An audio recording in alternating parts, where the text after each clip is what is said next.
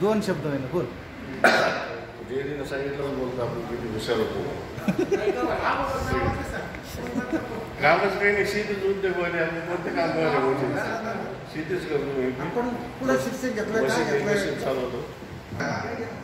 मी Sunil Eknathrao मांडे.